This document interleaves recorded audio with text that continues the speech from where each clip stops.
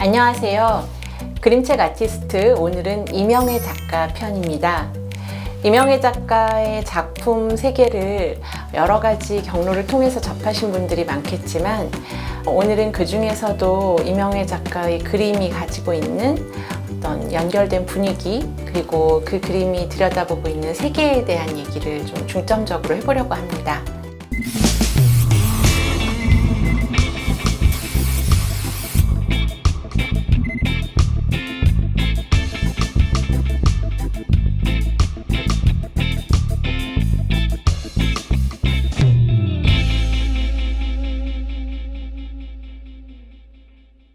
여러분들께서 이명애 작가에 대해서 가장 먼저 알게 되었던 작품은 어느 작품이실까요?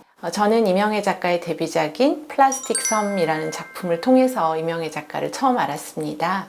이명애 작가의 작품이 워낙 여러 경로로 많기 때문에 그 중에 어떤 작품을 이야기할까 하다가 연결된 지점이 있다고 생각되는 작품들을 골라와 봤습니다. 먼저 그 작품들을 보기 전에 이명애 작가가 어떤 작업 활동을 해왔는지 한번 보도록 하겠습니다. 이명애 작가는 동양화를 전공했고요. 2014년에 제가 아까 말씀드렸던 플라스틱 섬이라는 그림책으로 첫 작품을 출간했습니다. 이 작품이 14년에 나오고 나서 2015년에 남이 콩쿠르에서 은상을 받았습니다. 그리고 2015년에는 볼로냐 도서전의 올해의 일러스트레이터 상을 받았는데요. 이때 그 10초라는 작품이 볼로냐 도서전에서 주목을 받게 되죠. 그리고 2015년에 BIB라고 우리가 부르는 브라티슬라바 국제 일러스트레이션 비엔날레에서 황금패상을 받았습니다.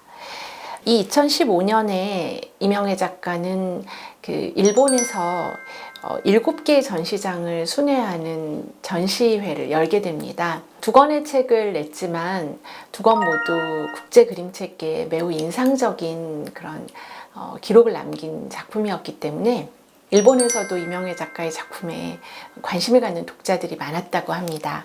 2016년에 이명애 작가는 서울국제도서전에서 예술가의 서재라는 프로그램을 통해서 독자를 만난 적이 있는데요. 그때 저도 곁에서 이명애 작가를 지켜본 기억이 있습니다. 그리고 현대어린이책미술관에서 7가지 마음의 모양 원화전도 했었고요. 또 원주에 있는 그 갤러리죠. 뮤지엄 산에서 이야기가 있는 그림이라는 원화전을 하기도 했습니다. 이렇게 2016년에 활발하게 전시를 통해서 독자를 만났던 이명애 작가는 그 해의 크리스마스 직전이에요. 12월 15일에 출간된 걸로 돼 있더라고요. 산타 할아버지가 우리 할아버지라면 이라는 그림책을 출간합니다. 이 작품은 허은미 작가의 글에 이명애 작가가 그림을 그린 작품입니다. 그리고 이 이명애 작가의 원화전들이 많았던 16년이 지나고 나서 17년에 또 남이 콩쿠르에서 은상을 받았고 볼로냐 도서전에서 올해 일러스트레이터로 또 선정이 되었습니다. 그리고 27년도의 작품 중에 좀 주목할 만한 작품은 공진아 작가가 글을 쓰고 이명애 작가가 그림을 그린 우리 동네 택견사부라는 작품입니다. 본격적으로 이명애 작가의 그림책에서 어린이들의 얼굴이 많이 등장하는 작품이라고 할 수 있죠. 그리고 숫자가 무서워라는 책에도 그림을 그렸고요. 그리고 2018년에는 초록 강물을 떠나며라는 그림책을 출간했습니다. 이명애 작가의 플라스틱 섬이 2014년에 우리나라에서 처음 출간되었는데 2018년에는 일본판, 대만판, 프랑스판도 출간이 됐고요. 또 작가의 작업 중에서 좀 인상적인 것 하나가 그 어린이 난민을 위한 마이크레션스 전시라는 그 전시가 있었어요. 이 2018년에요. 거기에서 전시도 하고 아티스트 토크도 했습니다. 제가 왜 이 작업을 이명애 작가의 외부 전시 중에 좀 인상적인 작업이라고 말씀드리냐면, 인물들이 등장하는 작업을 본격적으로 하기 시작하면서 이 인물들이 사회적으로 어딘가에서 이렇게 보이지 않는 사람들로 살아가고 있거나 또는 소수자로 이렇게 외면당했던 사람들의 이야기를 많이 쓰게 되거든요.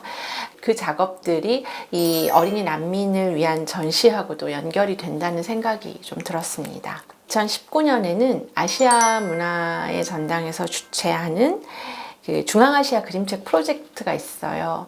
우리나라의 그림책 작가와 또 아시아 여러 나라의 그 글작가가 함께 협업을 해서 한 권의 책을 만드는 프로젝트입니다. 최근에는 우리나라 쪽의 글작가가 중앙아시아의 여러 나라의 그림 작가하고 협업을 하기도 했습니다. 이명애 작가는 이 프로젝트에서 테무르 말릭이라는 그림책을 출간하게 됩니다.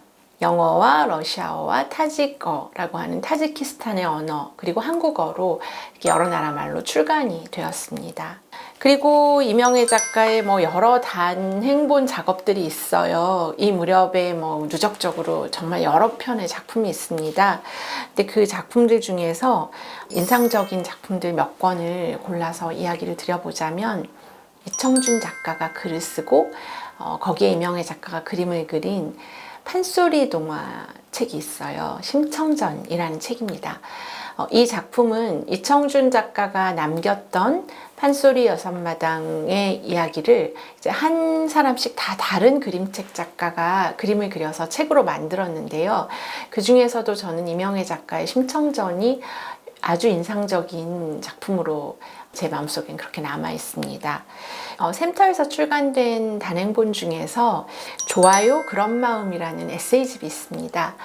이 에세이집에 이명애 작가가 한 편 한 편의 글마다 그림을 그렸는데, 일종의 그림 에세이죠. 그런데 본인의 글은 아니고요. 이제 김성구 씨라는 다른 분이 쓰신 글에다가 이명애 작가가 그림을 그린 경우예요. 그런데 저는 이 책의 그림이 너무 좋아서 이 책을 여러 사람들에게 좀 소개도 하고 같이 이야기도 나눠보고 그랬던 기억이 있습니다.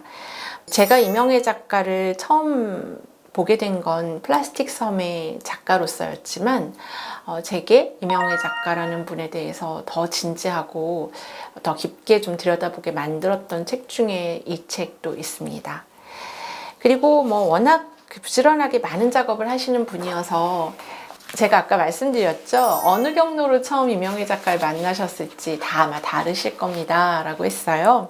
줄줄이 한번 읽어볼까요? 이분희 선생님의 동화 중에 아주 재미있는 작품이 있어요. 신통방통 홈쇼핑이라는 작품인데, 이 작품도 이명애 작가가 그림을 그렸고요. 또 그런가 하면 반점다리라는 동화에도 유타로 선생님 작품이죠. 여기도 그림을 그렸고, 그리고 박현숙 선생님의 동화 중에 시원탕 옆 기억사진관이라는 작품도 이명애 작가의 그림이에요. 또 많이 알려진 책 중에 알류샨의 마법이라고 그 분홍고래 출판사에서 나왔던 그 책도 이명애 작가님의 그림이고, 여러 가지 시리즈물에도 작업을 많이 하셨어요. 그래서 한국사 책에도 했고, 또 어떤 DMZ 원정대라는 작품에도 이명애 작가의 그림이 들어가 있습니다. 이렇게 많은 작품이 이명애 작가의 작업으로 검색이 되고 또 독자를 만나왔지만, 그 중에서도 이분의 작업의 중심에는 몇 권의 매우 인상적이고 또 강렬한 그림책들이 있습니다. 그 중에서 첫 번째 작업은 2014년 3월 20일에 출간됐네요. 플라스틱 섬이라는 작품입니다. 이 작업 얘기를 먼저 해보고 그리고 나서 나머지 작품들을 모아서 얘기를 해보겠습니다. 플라스틱 섬은 그 환경과 생태에 관한 고민을 하시는 분들은 한 번씩 꼭 검색해서 읽어보게 되는 작품이죠. 태평양 어딘가에 어지간한 그 하나의 나라보다도 더 크다고 얘기되는 어마어마하게 큰 플라스틱 폐기물들의 섬을 다루고 있다는 건 잘 아실 겁니다. 이 작품도 한 장의 그림에서 시작했다고 해요. 이제 작가가 어느 날 아이슬란드의 그런 해안 절벽에 살고 있는 퍼핀이라는 새를 보게 됐는데, 그 새를 보고 그 새가 등장하는 어떤 이야기를 써봐야겠다라고 생각했대요. 그런데 이제 여기에 그 새가 과연 어디에 살고 있을까를 생각하다가 어떤 쓰레기 섬이라는 곳에 만약에 이 새가 도착해서 살고 있다면 어떤 생활을 할까 이런 생각을 해보게 됐다고 합니다.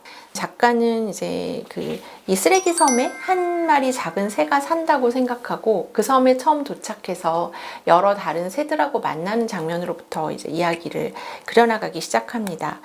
쓰레기 섬 이야기를 다룬 플라스틱 섬에서 회화적으로 제일 인상 깊은 부분은 이명애 작가가 원래 전공했던 동양화의 기법과 그 종이들을 잘 사용했다는 것입니다. 그래서 이명애 작가에게 여쭤봤더니 이합장지라는 그 한국화에서 많이 사용되는 종이를 썼다고 해요. 그리고 보시면 잘 아시겠지만 그 이합장지가 종이에 원래 결이 그대로 드러나는 그런 종이기 때문에 이제 먹을 이렇게 붓에 묻혀서 대면 그 종이 결을 따라서 마치 새의 깃털처럼 이렇게 물감이 번지듯이 먹이 번지는 장면이 그대로 드러나게 됩니다.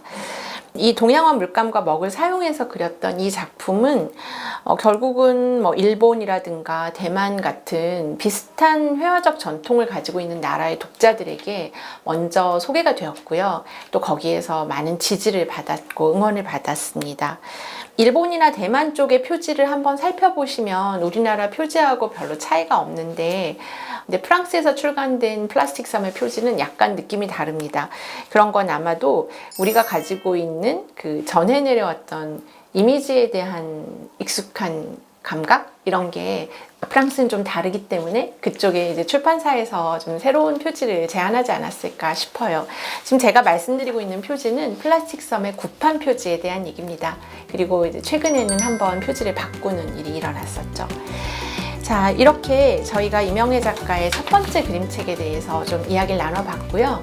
이제 다른 그림책들 중에서 주요 작품에 대한 얘기를 두 번째 시간에 이어서 나눠보도록 하겠습니다.